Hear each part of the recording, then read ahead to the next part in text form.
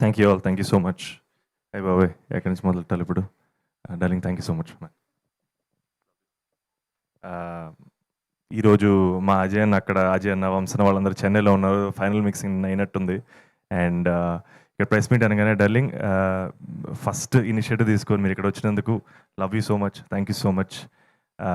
మీరు కొంచెం లేట్గా జాయిన్ అయినా ఈ కపుల్ ఫ్రెండ్లీలో నేనెంత పాటో, మానస ఎంత పాటో, మా అజయ్ అన్న ఎంత పాటో, మీరు అంతే పాటు. This is yours, this is ours. So I'm just very very grateful. And I'm feeling very very positive sir, very very happy.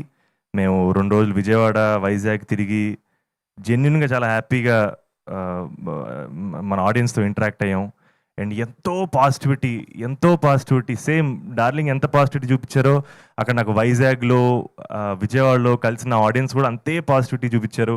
ఈ సినిమా మీద అంతే పాజిటివ్గా ఉన్నారు, ఇంక్లూడింగ్ మీడియా ఫ్రాటర్నిటీ. నేను మా అన్వర్ డార్లింగ్ కూర్చొని పుస్తకాల గురించి మాట్లాడుకున్నాం.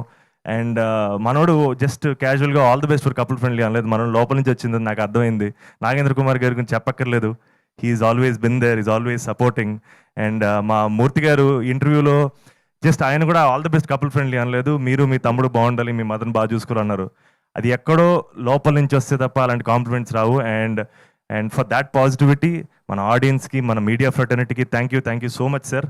And it means everything to us. ఇదే పాజిటివిటీ తోటి ప్రీమియర్స్లోకి, ఇదే పాజిటివిటీ తోటి థియేటర్లోకి వెళ్ళాలి. And I was really excited sir. ఆబ్వియస్గా మనకి Q&A కూర్చున్నప్పుడు మోర్ అండ్ మోర్ మాట్లాడుకుంటాం. And one thing for sure, Manasa నా గురించి చెప్పిందని కాదు, but she is a stellar actor.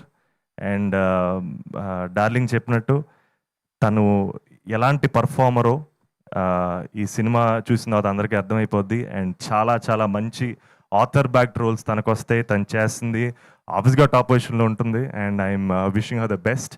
And thank you so much sir. Thank you అండి, థ్యాంక్ యూ సో మచ్. మూర్తి గారి చేత బెస్ట్ యాంకర్ అని అనిపించుకుంటారో లేదు, బెస్ట్ యాక్టర్ అయితే ఈ సినిమా ద్వారా అనిపించుకోవాలి మనస్ఫూర్తిగా.